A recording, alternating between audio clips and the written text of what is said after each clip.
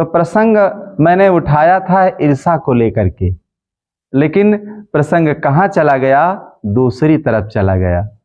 अब हम आपको उसी प्रसंग की तरफ लाना चाहते हैं कि आदमी की जलन क्यों नहीं मिटती है, आदमी के अंदर का दुख क्यों नहीं समाप्त होता है, आदमी के अंदर शांति क्यों नहीं आती है। आदमी की शक्ति से अब डर रहा है आदमी को लूट कर घर भर रहा है आदमी को मार कर अब मर रहा है समझ कुछ आता नहीं क्या कर रहा है आदमी। तो आदमी के अंदर सारी करामातें हैं और आदमी अगर सुधर जाए,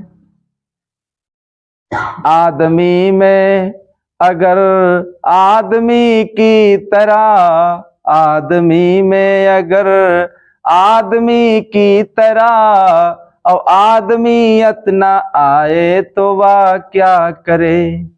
देने वाले ने दुनिया की हर चीज दी, पाने वाला न पाए तो वह क्या करे। पाने वाला न पाए तो वह क्या करे। आदमी में देखिए सब प्रकार की शक्ति है, ताकत है, बल है, लेकिन हम अगर उसका सही रूप से यूज नहीं करना चाहते हैं तो देखिए हमारा बल, हमारी ताकत सब व्यर्थ में चली जाएगी। लेकिन आदमी के अंदर की जो ईर्षा है, जलन है, वो नहीं मिटेगी। तो आदमी को केवल सुधार करने की जरूरत है। कल मैंने वहां कथा सुनाई थी हिम्मत पर।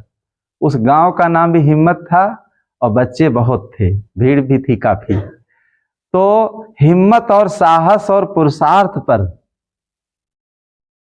मैंने वहां का प्रसंग शुरू किया था कि हर व्यक्ति को अपने अंदर हिम्मत रखना चाहिए, साहस रखना चाहिए और धैर्य रखना चाहिए। देखिए साहसहीनता जब तुम्हारे अंदर आ जाएगी तो एक छोटा सा काम तुम जीवन में नहीं कर पाओगे। इसलिए साहस बनाए रखो, हिम्मत बनाए रखो। अगर साहस बनाए रखोगे तो बड़ा सा बड़ा काम तुम कर लोगे जीवन में, जो तुम मन में ठान लोगे, और नहीं आज तो कल जरूर हो जाएगा, वो अवश्य हो जाएगा। केवल मन में निश्चय बना रहना चाहिए। अगर तुम्हारा निश्चय ढीला हो गया तो देखिए कुछ भी तुम जीवन में नहीं कर सकते। चेटी हजारों बार चढ़ती उतरती है चावल लेकर के, लेकिन अपना साहस नहीं छोड़ती। हम लोग एक छोटा सा काम अगर बिगड़ जाता है, एक बार अगर रिजल्ट गलत आ जाता है, हम लोग छोड़ देते हैं, हटाओ। लेकिन बार बार अगर रिजल्ट गलत आता है तो आएगा ही, क्यों पीछे हट रहे हो। नहीं अब की तो दोबारा तीसरी बार जरूर जब लगे रहोगे तो उसका निचोड़ अच्छा ही निकलेगा, उसका परिणाम अच्छा ही निकलेगा। और जो व्यक्ति संग्राम से, मैदान से भाग जाता है वो कायर कहा जाता है, और जो मैदान में खड़ा रहता है वही तो गिरेगा। जो मैदान में नहीं आएगा कभी तो वो क्या गिरेगा। तो जो मैदान में आता है लड़ने के लिए वही गिरता भी है और जीतता भी है। दोनों काम उससे होते हैं, हारना और जीतना। और जो मैदान से लाखों कोस अलग है, ना उसे हारना है ना जीतना है, कुछ नहीं। तो पर धन गुण यश रूप में होत ईर्षा जाए। जिसके अंदर देखे ऐसी ईर्षा की भावना लग जाती है, वो ईर्षा की अग्नि में जला करता है रात दिन। दूसरे के गुण में, रूप में, नाम में, यश में, धन में, संपत्ति में, बुद्धि पर न मालूम कितने प्रकार की ईर्षाएं होती है। तो जब तक हमारे अंदर सही ज्ञान नहीं होगा तो हम जलते रहेंगे, लेकिन जलना नहीं चाहिए। विचार ये करना चाहिए किस रूप से, किस बुद्धि से, किस कला से इस व्यक्ति ने अपना विकास किया है।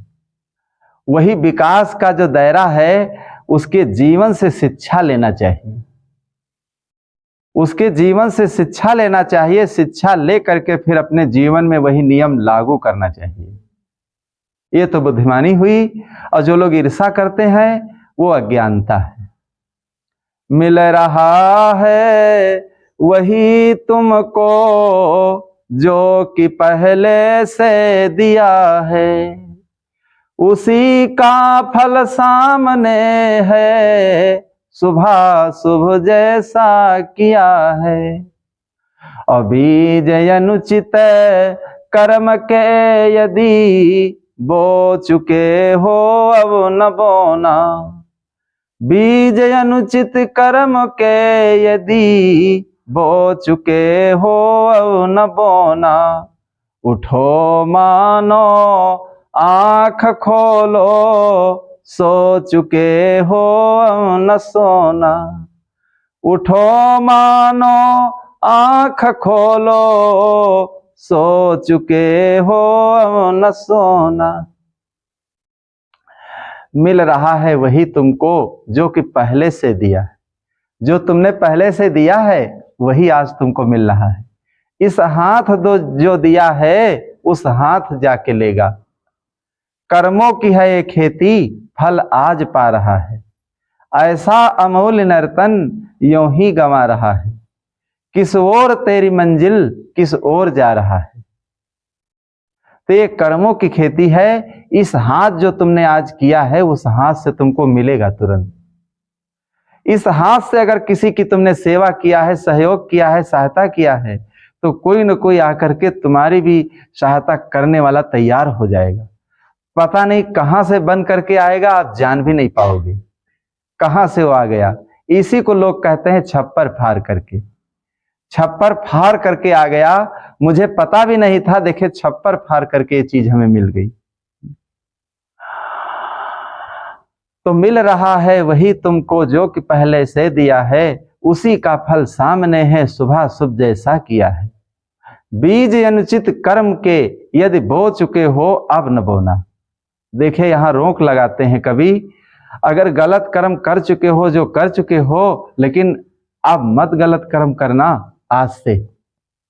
जो काम हो गया है, लेकिन अब आगे जो जीवन शेष बचा है उसमें गलत काम मत करना। जो दिन गया गया, लेकिन जितने दिन जीवन के शेष बचे हैं उनका सुधार कर लेना। बीज अनुचित कर्म के यदि बो चुके हो अब न बोना। उठो मानो आंख खोलो सो चुके हो अब न सोना। अरे जो सो चुके हो लेकिन अब जाग गए हो तो अब मत सोना।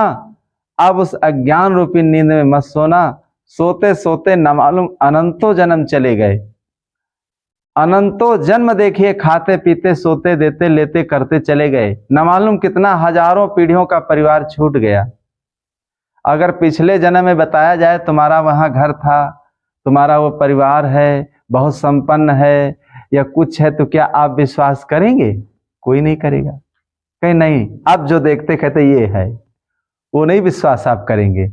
अभी इस परिवार से अगर आप चल दें तो जहां आपका जन्म होगा तो इस परिवार की भी आप याद नहीं करेंगे। चाहे घर का तालाब कोई बना दे और चाहे घर का कोई बना दे, महल बना दे, लेकिन विश्वास आप बिल्कुल नहीं करेंगे।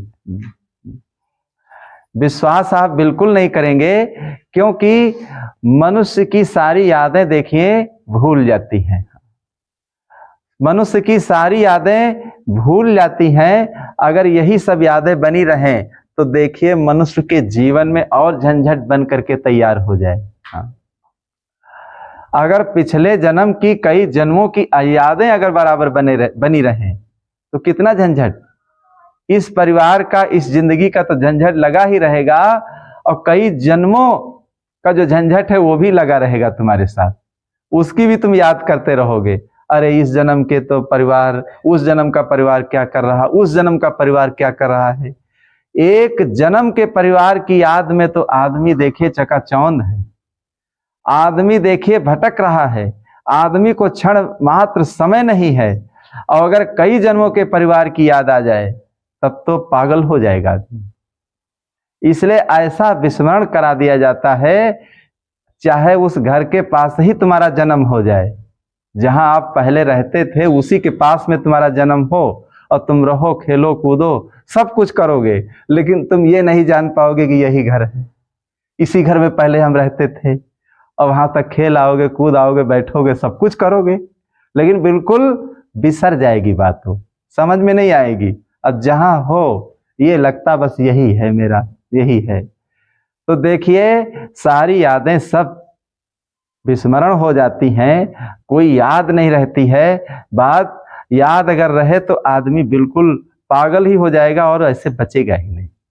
एक जिंदगी की बातें तो दिमाग में इतनी भर जाती हैं कूड़ा कबाड़ा कि दिमाग काम नहीं करता है व्यक्ति का। तो सदगुरु क्या समझाना चाहते हैं कि बीज अनुचित कर्म के यदि बो चुके हो अब न बोना। जो बो चुके हो लेकिन अब मत बोना।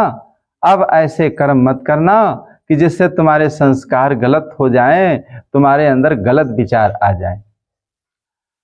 तो पर धन गुण यश रूप में होत ईर्षा जाए, जलत रहे दुख अग्नि में कौन बुझावेता है।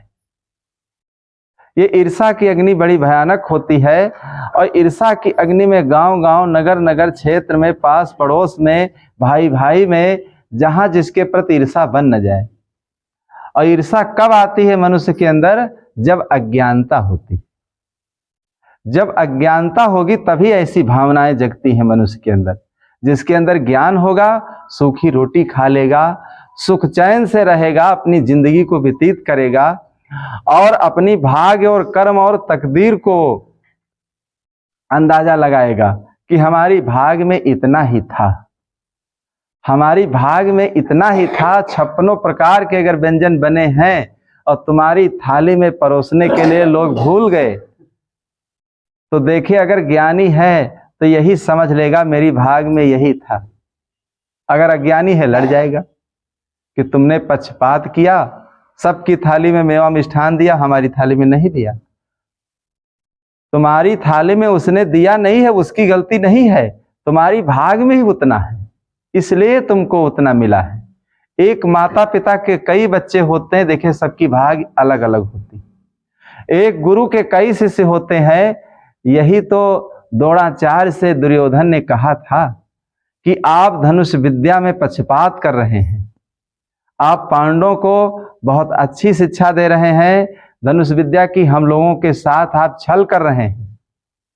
देखिए द्रोणाचार्य कौरव पांडवों की शंका का समाधान करने के लिए वो एक मैदान में ले जाते हैं, एक बकरे को दूर खड़ा कर देते हैं और कौरवों से कहते हैं ऐसा तीर चलाना कि इसके मुख की तरफ से निकल करके और पेट से बाहर हो जाए तीर। और बकरे का जो मुख है तो उधर है, अपोजिट है। पांडवों ने बहुत सोचा लेकिन अपने दिमाग को दौड़ा नहीं पाए, कहीं हमसे नहीं होगा। गुरुजी अर्जुन को बुलाया, अर्जुन से कहने लगे द्रोणाचार्य क्या अर्जुन तुम तीर मार सकते हो इस बकरे को? देखिए एक रट्टू ज्ञान होता है और एक अनुभव ज्ञान होता है। कहीं पर व्यक्ति आता जाता है, कुछ करना है तो अनुभव से वो सोच लेता है कहाँ हमें बैठना है, क्या बोलना है, तुरंत। देखिए बड़े बड़े आईएएस पीसीएस जो बनते हैं, जज के स्टोनो जो बनते हैं, उनकी बुद्धि ही तो कुशाग्र होती है। हम लोग 10 मिनट में सोचेंगे, वो उनको आधा मिनट नहीं लगता है, इतना दिमाग उनका फास्ट होता है। तुरंत वो सोच लेते हैं, तुरंत वो दिमाग दौड़ा करके बता देंगे फट से। तो अर्जुन को जैसे बांट दिया गया, अर्जुन कोई देखे शब्दकोश में अर्रे शब्द नहीं लिखा है, शब्दकोश में जितने शब्द हैं वो तो हैं ही हैं, लेकिन जो अनुभव से सोचा जाता है वो शब्दकोश में आपको नहीं मिलेगा। अर्जुन ने धनुष उठाया और जैसे ही धनुष चलाने की कोशिश किया तो वो सोच लिया कि अर्रे शब्द से बकरा मुख घुमाकर इधर देखने लगेगा, तो हम तीर मार देंगे तो मुख से जाएगा, इसके पेट से निकल जाएगा। और ऐसे घूम करके तीर कैसे जाएगा? तो जैसे ही बाण चढ़ाया अर्रे शब्द बोले, बकरा घूम गया और तुरंत तीर चला दिया। तो कौरव कहने लगे अरे अर्रे शब्द तो हमको भी मालूम था। कहीं मालूम तो तुमको था, लेकिन इस शब्द का तुमने प्रयोग कहाँ किया? तुमको प्रयोग तो करना चाहिए उस समय, उस घड़ी पर, उस समय पर उस शब्द आना चाहिए तुम्हारे दिल दिमाग में, सोचना चाहिए तुमको। और जब तुम सोच नहीं पाए इसलिए अनुभव ज्ञान तुम्हारे पास नहीं।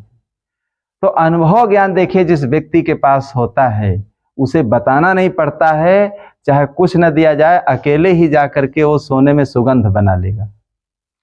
और रट्टू ज्ञान होता है, जितना रट्टू बताया गया उतना बोला और रट्टू के बाद फिर शांत हो गया, वो आगे कुछ नहीं कर पाया। तो इसलिए अनुभव ज्ञान रट्टू ज्ञान में जमीन आसमान का अंतर होता है। एक गुरुजी चलने लगे जब, तो उनके 2 शिष्य थे, तो उनकी झोली में 2 चने थे, तो एक एक चना निकाल करके दोनों शिष्यों को दिया कि बेटा हम जा रहे हैं, हम 12 बरस के बाद वापस आएंगे। बहुत महात्मा है, अलग अलग सबके नियम होते हैं। गुजरात में नर्मदा तट पर एक आश्रम में हम गए थे, द्वारिका से भ्रमण करके जब वापस आए तो राजकोट होते हुए तो हमने कहा नर्मदा तट पर भी चलो, वहाँ भी घूम करके फिर आएंगे, सेठ जी के यहाँ जहाँ रहते थे हम लोग।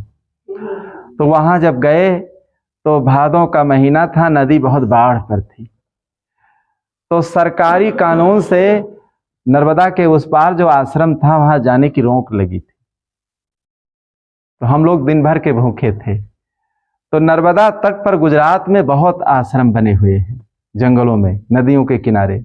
एक आश्रम था पास में, वहाँ गए तो वहाँ आरडी का आधार दिया, सब जमा हो गया। फिर वहाँ के जो महात्मा जी थे कहने लगे देखिए आप एक दिन यहाँ रुक सकते हैं, दूसरे दिन आपको यहाँ से जाना पड़ेगा। इस आश्रम का नियम है, जो व्यक्ति आता है केवल एक दिन उसको आश्रय दिया जाता है।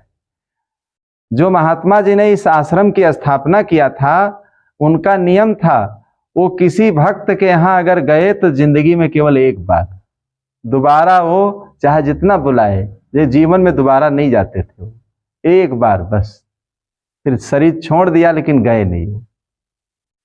तो आप एक दिन रह सकते हैं। ने कहा ठीक है, हम लोग एक दिन रहेंगे, कल चले जाएंगे हम लोग यहाँ से। तो देखिए अनुभव ज्ञान जब आ जाता है मनुष्य के अंदर, और जब अनुभव ज्ञान से व्यक्ति ओतप्रोत हो जाता है, तो देखिए सारे काम उसके व्यवस्थित होते हैं, और सारे काम जब सुव्यवस्थित होंगे तो हमारी जिंदगी, हमारी गृहस्थी बढ़िया अच्छे ढंग से व्यतीत होगी। तो इसी प्रकार अलग अलग सबके नियम होते हैं, तो अनुभव ज्ञान की बहुत ही आवश्यकता है। तो अनुभव ज्ञान कैसे आता है? जब बराबर हम सत्संग करते हैं, अच्छी संगति करते हैं, अच्छे माहौल में रहते हैं, तो हम समय अवसर पर तुरंत हम सोच लेते हैं कि हमें क्या यहाँ बोलना है, क्या कहना है, और क्या कहना है और क्या नहीं कहना है, ये भी सारे अंदर भाव अंदर बन जाते हैं मनुष्य के दिल दिमाग में। फिर वही बात व्यक्ति बोलता है। द्रोणाचार्य ने समझा दिया मेरी कोई गलती नहीं है, ये अर्रे शब्द जो है किसी शब्द कोश में नहीं पढ़ाया जाता है बच्चों को, ये तो अनर्गल शब्द है, बाहर का है। तो मैं कभी पक्षपात नहीं करता, बराबर में सबको सिखाया, लेकिन अर्जुन ने ज्यादा सीख लिया, परम प्रवीण निकल गए, आप लोग पीछे रह गए। माता पिता, कई संतानें होती तो क्या माता पिता ये चाहते हैं कि एक बच्चा आगे बढ़े, ये पीछे जाए? माता पिता का यही लक्ष्य होता है मेरे सारे बच्चे आगे बढ़ें, सारे बच्चों के अंदर अच्छी भावनाएं आ जाएं, सब विकास करें, सब अच्छी जगह जाएं, अच्छी संगति करें। लेकिन सबके कर्म अलग अलग होते, हर बच्चे के साथ अलग अलग कर्म लगे रहते हैं। अगर माता पिता प्रेरित भी करते हैं, भेजते भी हैं, फिर भी वो बच्चा नहीं जाएगा। क्यों नहीं जाएगा? उसके कर्म उसको अच्छी जगह जाने नहीं देंगे, बैठने नहीं देंगे, सुनने नहीं देंगे, समझने नहीं देंगे। तुम कहां तक किसी व्यक्ति को ठेल करके भेजोगे? जबरदस्ती देखिए किसी से कोई काम कराया नहीं जा सकता है। उसकी रुचि होगी, जब उसका भाव होगा, तो वो समय निकाल करके, चाहे जितना वो झंझट में फंसा हो, वो समय निकाल करके जरूर आ जाएगा। चाहे जितना हो, लेकिन फिर भी वो समय निकाल लेगा वहां पर। वो हर व्यक्ति के पास समय रहता है, ऐसा कोई व्यक्ति नहीं जिसके पास समय न हो। 24 घंटे में क्या रात दिन कोई लगा रहता है किसी काम में? सिगरेट पीने वाले देखे, चाहे जितना काम कर रहे हो, और देखे तुरंत गाड़ी खड़ी करके सिगरेट पी लेते और फिर गाड़ी पर बैठ लिए, चल दिए। इसी प्रकार 10, 5, 20 मिनट हर व्यक्ति के पास समय रहता है। जब हमारा मन नहीं सही है तो न मालूम कितने बहाना व्यक्ति कर देता है, और उस बहाने में आकर के अपने जीवन को बेकार कर लेता है।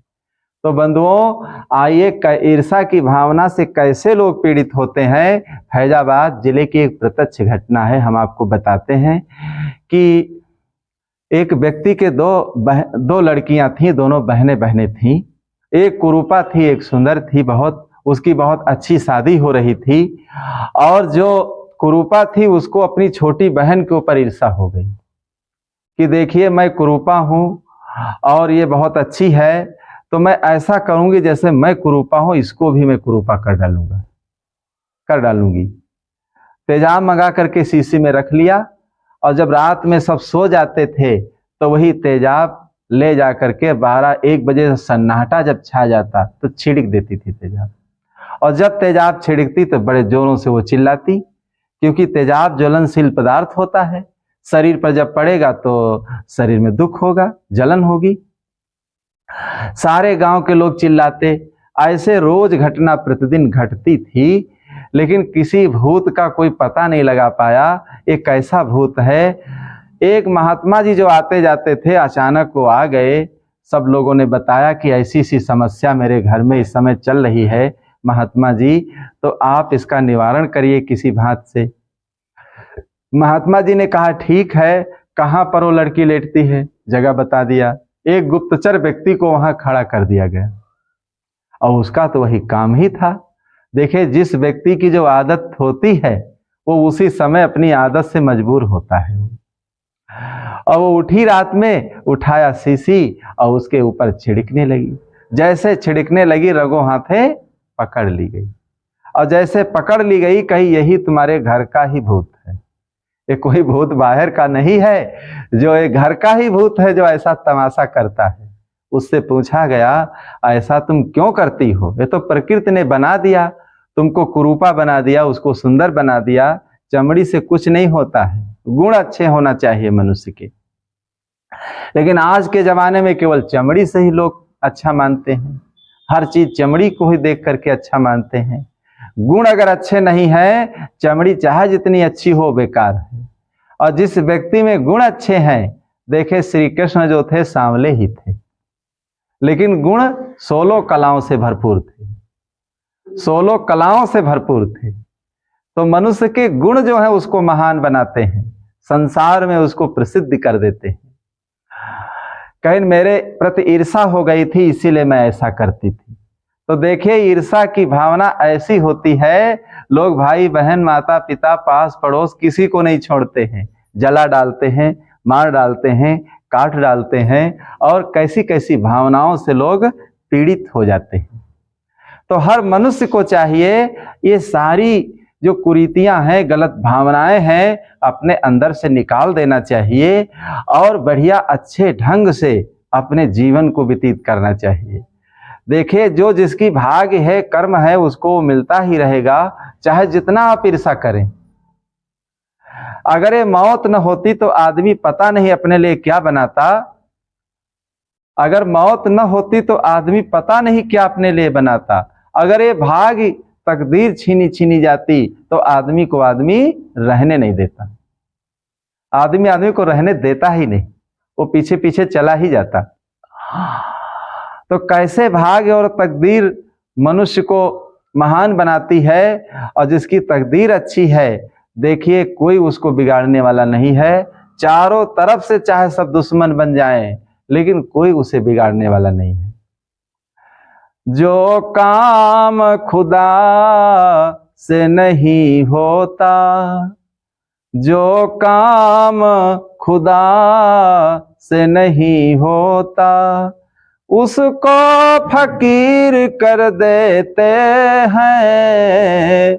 जो काम खुदा से नहीं होता, उसको फकीर कर देते हैं। जिसके ऊपर खुश हो करके अपना पंजा रख देते हैं। जिसके ऊपर खुश हो करके अपना पंजा रख देते हैं।